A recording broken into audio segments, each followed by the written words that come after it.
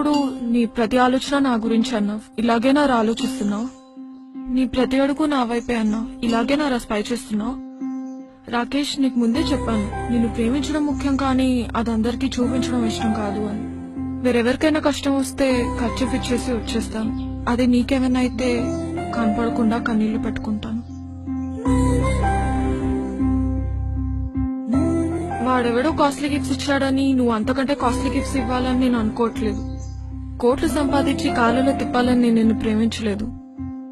కళ్ళలో పెట్టుకుని చూసుకుంటావని ప్రేమించాను రాకేష్.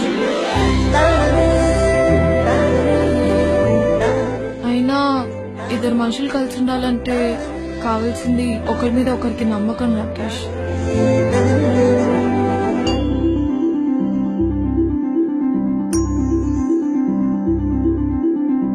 ఒక అబ్బాయికి బాగా తాగే అలవాటు ఉందని తెలుసు కూడా ఒక అమ్మాయి ఎందుకు ప్రేమిస్తుంది అంటే ఆ అబ్బాయితో అలవాటు మానిపించగలనన్న నమ్మకంతోనేగా.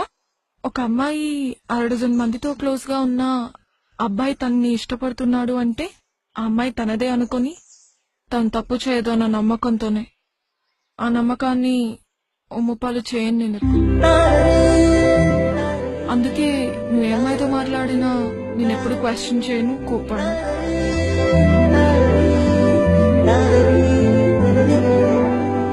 ఎందుకంటే ఒకరిని మనస్ఫూర్తిగా ఇష్టపడితే ఆ ఇష్టం జీవితాంతం ఉంటుంది. రే, నాకు ఒక విషయం చెప్పు. ఇప్పుడు మీ ఇంటికి చుట్టాలు వచ్చారని మీ అమ్మ వాళ్ళకి ఎక్కువ వడ్డిస్తే నీకంటే వాళ్ళు ఎక్కువనా? ఇక్కడ వీడు అంతే, వాడు నీకంటే ఎక్కువ ఎప్పటికీ కాలేడు. ఎక్కువ కాదు, అసలు వాడికి నీకు సంబంధమే లేదు.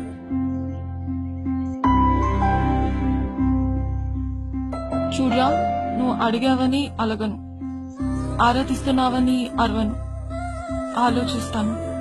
ఆవేశంలో అన్నావని అర్థం చేసుకుంటాను, ఆలోచించి రియలైజ్ అవుతావని ఆశిస్తాను.